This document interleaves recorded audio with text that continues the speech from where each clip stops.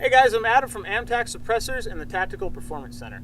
I got myself a new shotgun, came out to pattern it today, and I thought I'd show you guys how I do it. The reason you pattern a shotgun for 3-gun is we shoot a wide array of targets from varying distances with different types of shots. So it's really important to know what each shot is going to do with each choke at each distance. So the way that we figure that out is we just make ourselves a little grid. And we start with the target. I prefer static steel, and you just spray paint it after each go. You can also use cardboard. I think it's a little bit more of a pain. So I put up my steel target, and then I'm going to pace back from that 10, 15, 20, 25, and 30 paces. The reason that I use paces is it makes it really easy to do your walkthrough.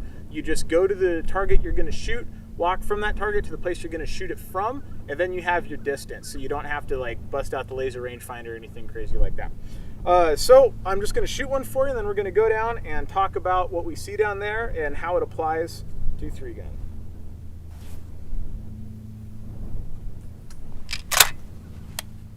All right, let's go take a look.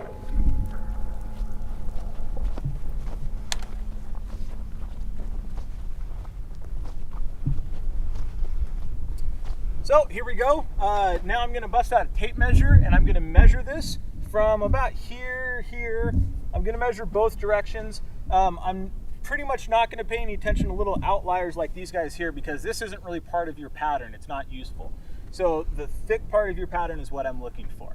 I'm also going to look at the size of the pattern and think about the targets that I'm shooting. I'd feel pretty comfortable shooting some knockover steel with this and shooting some clays with this. As the pattern grows, the first thing you're not going to be able to shoot is knockover steel, especially the big, thick, heavy stuff. You have an 8-inch round with a big, thick, solid base on it. That's going to take quite a bit of shot, and a cylinder choke from 30 paces is not going to get the job done. If you have a taller, skinnier, like one of those little 4x10s, you can get away with a lot less shot on your target.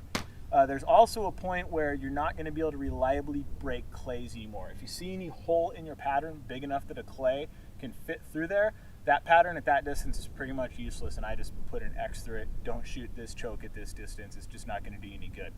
One last little pro tip for you guys here is, friends, don't let friends buy cheap spray paint. Get the good stuff. You're going to have to paint this board 25 times if you're going to do 5 different chokes at 5 different distances. That's going to get really, really old with some cheap spray paint. So get the good stuff. I prefer the Rust-Oleum Paint Plus Primer. It's about twice as much as the cheap stuff, and man, it is worth every penny. If you have any other questions, visit us at amtacsuppressors.com.